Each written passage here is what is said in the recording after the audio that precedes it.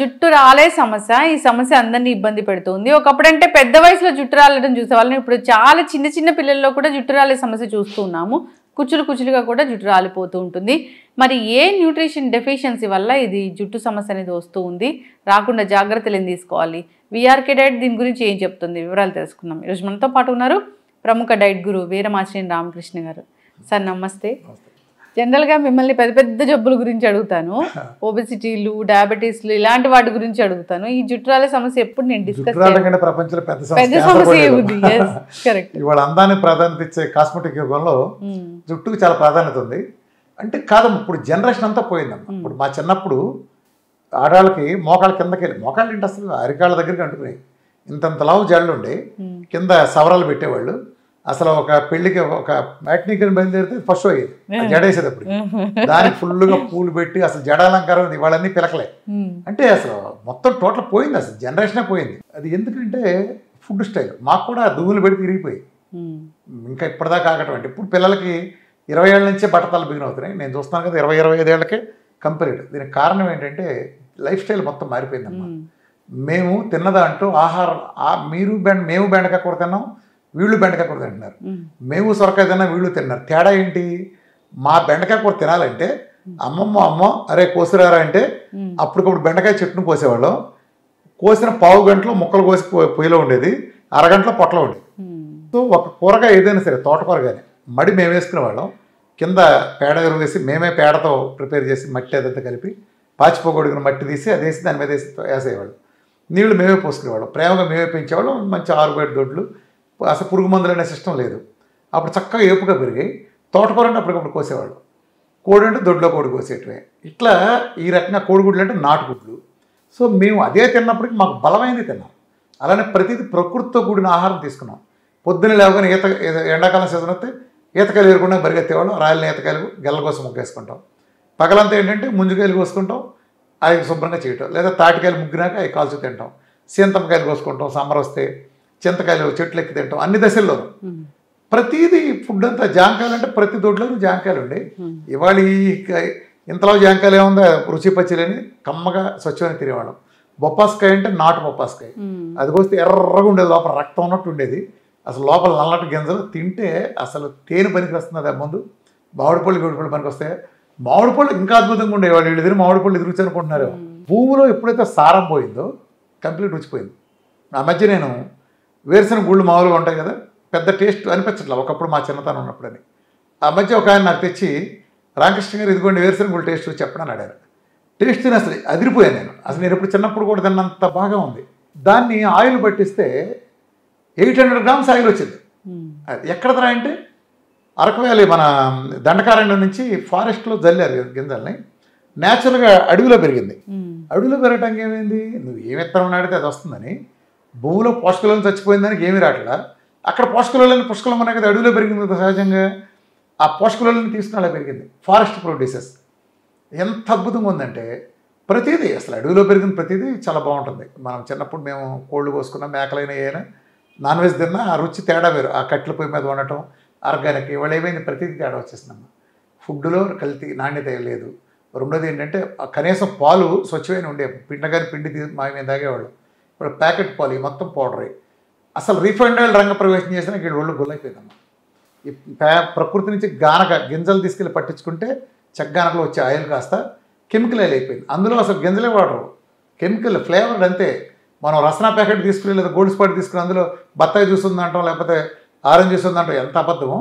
ఇది కూడా అంతే, టోటల్గా లేకపోయింది. నువ్వు తినే ఫుడ్లో సారాలని కూడా జుట్టాలని అనిపిస్తుందమ్మా. ఇవాళ 30 ఏళ్ళ కారణం కారణం అది. 2 విపరీతమైన స్ట్రెస్ ఉన్నాడు, జుట్టు చూత ఉండదు. ఇవాళ మారుతున్న జీవనశైలిలో చదువుకు స్ట్రెస్, సీట్ వస్తున్నా లేదా స్ట్రెస్, ఉద్యోగాల్లో పైకి వెళ్ళలేదని స్ట్రెస్. చాలామంది నాకు 35 ఏళ్ళు వచ్చి పెళ్లి చేసుకోవాలి, అప్పటికే 2 లక్షల జీతం ఉంటుంది.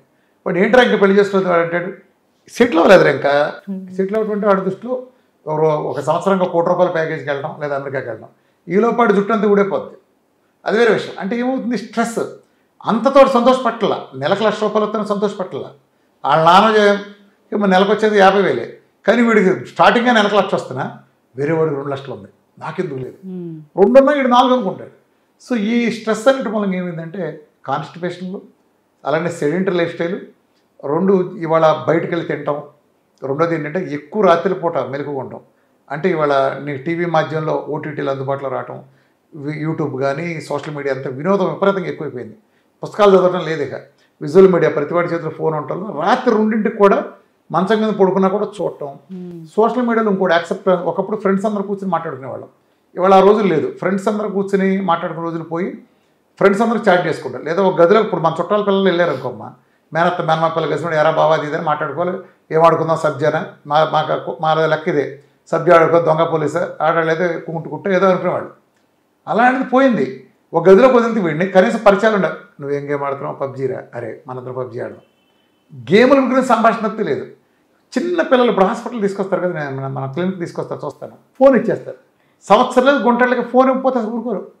ఊరు కేకపెట్టి ఏడ్చి అక్కడ గిలకెళ్తాను. ఫోన్ ఇస్తేనే నోరు మోస్తారు. ముందేమో తింటలేదని మనం అలవాటు చేస్తాం. ఫోన్ ఎప్పుడైతే ఇచ్చావో లాలించడం అదంతా పోయింది, ఓర్పు పోయింది, అందరికీ ఓర్పు పోయింది. అన్నీ రెడీమేడ్ దిగిపోయినాయి ప్రతి చోట. సో ఆర్డర్లు ఒకటి ఎక్కువైపోయింది. జొమాటోలో, స్విగ్గీలు. అమ్మ ఉండేది పోయింది. అమ్మ వండితే మంచిది ఆయిల్ తెప్పించుకుని సన్నసగం ఉండి ఏదో చేస్తుంది. ఆడు నీకు ఎందుకు స్విగ్గీలో నీకు సప్లై చేసేవాడు ఎంత పెద్ద హోటల్ నీకు ఎందుకు చేస్తాడు? ఆ రోజు చికెన్ ఆడేందుకు ఇస్తాడు? 10 రోజుల క్రితం ఉన్న డీ ఫ్రిడ్జ్లో పడేసి తీసేస్తాడు కదా. ఇలాంటిది తింటే నువ్వు హెల్త్ ఎలా ఎక్స్పెక్ట్ చేస్తున్నావు? అసలు ఎంతసేపు నిద్రపోతున్నారు? సర్కాడిక్ క్లాక్ అనుగుణంగా నిద్రపోవటం కోసం సూర్యుడు ఎలా వస్తాడు? అస్తమించడం, దాన్ని బట్టి మన పని ఉండాలి. కానీ వాళ్ళ అమెరికన్ కల్చర్ ప్రకారం రాత్రిపూట పని చేయాల్సి వస్తుంది. పోనీ నిజంగా సాఫ్ట్వేర్ పని ఉన్నాడు మానేటంటే అర్థం ఉంది. ఈ కుర్రాళ్ళందరూ బ్యాచ్ చూడండి, ఇళ్లలో మన పిల్లల్ని చూడండి, ఈ ఇంటర్మీడియట్ డిగ్రీలు చదివి 10th నుంచి ఉండే బ్యాచ్ని 2ంటికి 3ంటికి కూడా సోదేసుకుంటూనే ఉంటారు. వీళ్ళు 11, 12 దాకా లేవరు. మరి ఏంటి పరిస్థితి? సూర్యుడితో లేచి పనులు చేసి అది. రెండోది ఏంటంటే జీవనశైలిలోనే ఇదంతా పోయింది. పని చేసే శ్రమకి పంపు కొట్టి కవర్లో నీళ్లు మోసుకొచ్చి కళ్ళాపు జల్లి ఇంత దంటులు దోమి పొగొత్తి యోగా జరిగేటంటే ఏం లేవు. సింపుల్ రెడీమేడ్ వచ్చేసినాయి అన్నీ. అంత సుఖమైంది. First stress తీసేసేయాలి. దాంతో ఏమవుతుందంటే ఊబకాయ. వాడు ప్రతి వాళ్ళకి నువ్వు చూడు, ఆడపిల్లైనా మగపిల్లైనా బాగా ఎంత లాభం ఉండవు. అసలు సన్నగుండా అమ్మ కూడా పొట్ట ఉంటుంది. గమనించావా? అంటే మన వైట్ రైస్లోనే కల్చర్లో హ్యాబిట్స్ పొట్ట ఉంటుంది.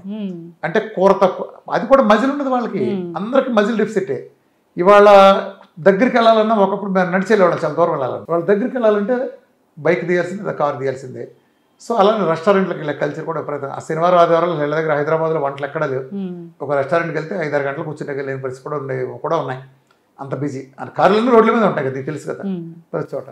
బయట టేస్ట్లు మరిగిన తర్వాత, రోజుకో రెస్టారెంట్లు వెలుస్తున్న తర్వాత, మన ఇంటికి వస్తున్న తర్వాత ఇది తగ్గిపోయింది. తల్లులు జాగ్రత్త పడాలి. అలానే మనం తినే కల్చర్లో కూడా ఒకప్పుడు స్వీట్లు వాటిలంటే అంటే జుట్టు అంతా ఎందుకు ఉండేది అంతా చెప్తారు. ఇదంతా సోది కాదు. జుట్టు ఎందుకు ఊడిపోయిందో బలమైన సైన్స్ ఉంది. మా గతంలో ఒక స్వీట్ తినాలంటే పచ్చి వేరుశనగ పప్పులు ఇచ్చి, ఒలిచిన వేరుశనగ పప్పులు ఇచ్చేవాడు, బెల్లం మొక్క పడేసేవాడు. ఈ గింజలు వేసుకుంటూ బెల్లం మొక్క తింటాం. లేదా వాటిని వేయించి ఒక బెల్లం తెచ్చేవాడు. అది స్వీట్ అంటే సున్ను, అంటే మినప సున్ను అప్పటికప్పుడు వేయించి ఇసిరి, అప్పుడప్పుడు తిరగలు ఇసిరి ఆ బెల్లం కలిపేసి పాకం పట్టు, లేకపోతే నెయ్యి వేసి ఇంత కట్టించేవాడు, తీసేవాడు. నువ్వులుండలు కానీ రకరకాలు పెట్టేవాడు. ప్రసాదాల కింద కూడా శనగలని, దద్దోజనాలు ఇవన్నీ ఎందుకు పెట్టారు? అన్ని దేవుళ్ళకి డిఫరెంట్, భిన్నమైంది. ఒక్కో దేవుడికి ఒక్క ప్రసాదం ఎందుకు పెట్టారు? భిన్నమైన ప్రసాదం, భిన్నమైనది. వారానికి దేవుడు ఉంటాడు కదా ఎట్లాగో. సో వాళ్ళ ద్వారా అందుతాయి. ఒకళ్ళు దద్దోజనం పెట్టారు, సో దాని ద్వారా సి విటమిన్ వెళ్తుంది. పులిహోర పెడితే ఆ సి విటమిన్ అదంతా అందుతుంది. అలా చక్కెర పొంగలి, గ్లూకోజ్ ఎనర్జీ చక్కగా సరిపోతుంది. ఇలా డిఫరెంట్ ప్రసాదాలు పెట్టుకెళ్ళారు. సో ఇవాళ పళ్ళు సరైన లేవు, పిల్లల్లో పళ్ళు తినే హ్యాబిట్ లేదు, అలానే అన్నీ పోయినాయి. ఇవాళ వెన్నపూస, ముఖ్యంగా నెయ్యి పోయింది. వంటిళ్లలోంచి పెళ్ళిళ్ళలోంచి నెయ్యి పోయింది. కొన్ని దుర్మార్గ ప్రచారాల కారణంగా శాచురేటెడ్ ఫ్యాట్లు మానేసి అన్హెల్తీ ఫ్యాట్లు తెచ్చుకున్నారు. అన్హెల్తీ పాలిఅన్సాచురేటెడ్ ఫ్యాట్లు, హైడ్రోజనేటెడ్ ఫ్యాట్లు తీసుకున్నారు. అక్కడి నుంచి దరిద్రం పెరిగినదమ్మా. సో ఈ జుట్టు ఎందుకు ఉంటుందమ్మా? మరి ఏం చేయాలి? చక్కటి సొల్యూషన్ ఉంది. సైంటిఫిక్గా ఏంటంటే మనకి శరీరంలో డీహైడ్రోటెస్టోస్టెరాన్ అని, ఇది ఎక్కువైనప్పుడు డీహైడ్రోటెస్టోస్టెరాన్ ఇది ఒక హార్మోన్. ఇది పెరిగినప్పుడు ఏమవుతుందంటే, డీహైడ్రోటెస్టోస్టెరాన్ పెరిగినప్పుడు మన జుట్టు రాలుతుంది.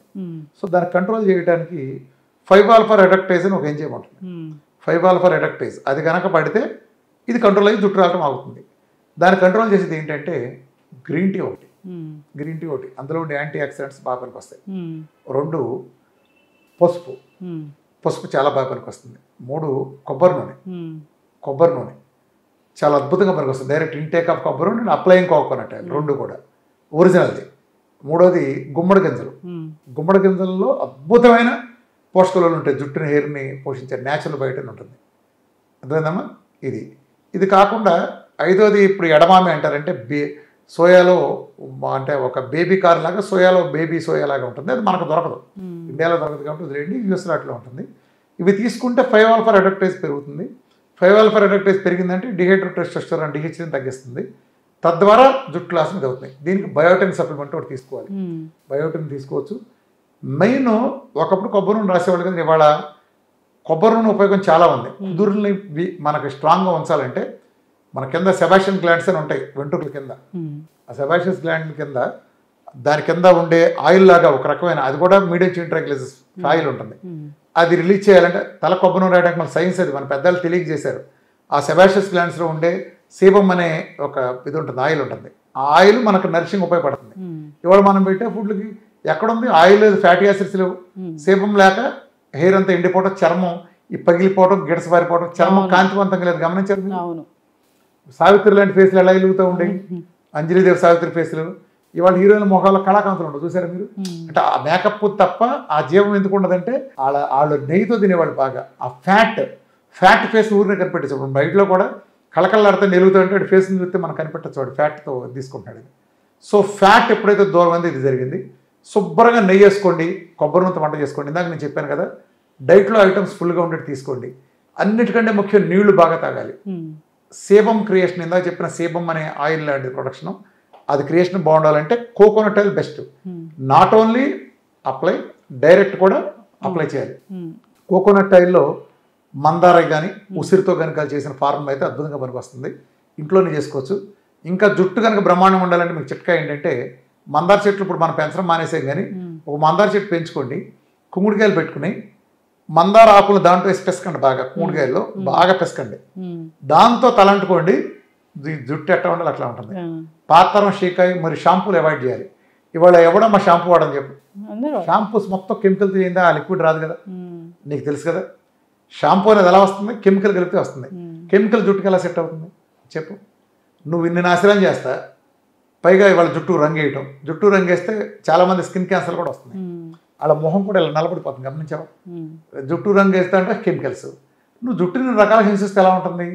అలానే ఏసీ వేస్తావు, మళ్ళీ బయటికి వెళ్ళిన ఏసీలో దానికి తగినంత వేడి కూడా ఉండాలి కదా, అది లేదు.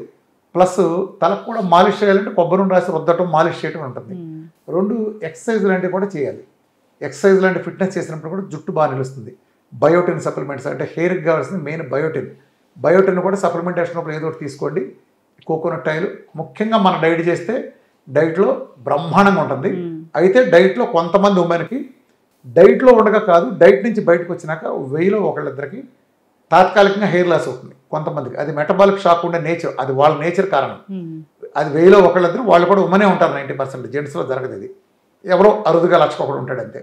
వాళ్ళకి తాత్కాలికంగా బాగా లాస్ వచ్చినట్టు అనిపించిన ఒక 4 నుంచి 5 నెలల్లో చక్కగా ఇందాక చెప్పిన బయోటిన్, కోకోనట్ ఆయిల్ కంటిన్యూ చేస్తే చక్కగా మొత్తం వడ్డీతో సహా వస్తుంది. సో మన డైట్లో ఉండగా హెయిర్ అనేది బ్రహ్మాండంగా వస్తుంది.